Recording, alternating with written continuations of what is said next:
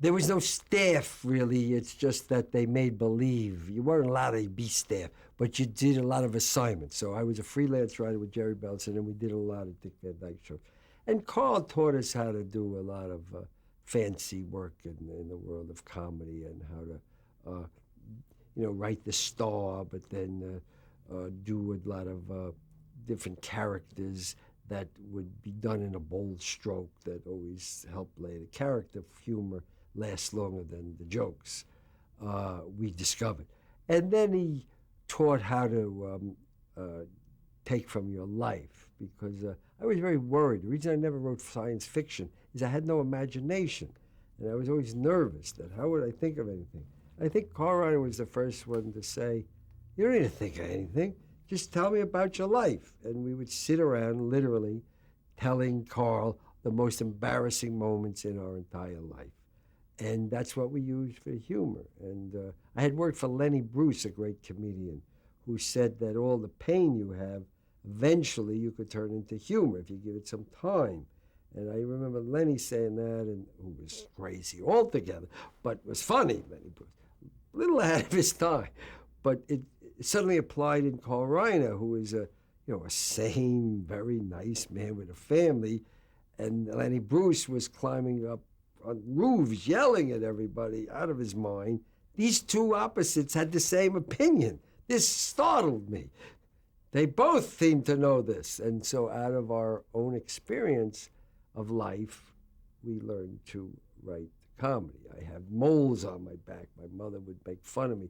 My mother's great sense of humor. She said, I'm going to take a pencil and connect all the moles on your back, and I'll get a picture like in that game. It devastated me when I was 10.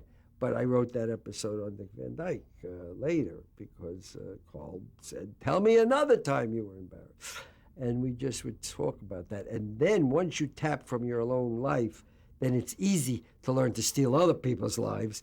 And so you talk to everybody, and you get their life, and you can put it into humor. Then I was totally secure and said, I'll never, ever run out of material. And I never have since that day. Well, we had written a script once, and my partner lost it.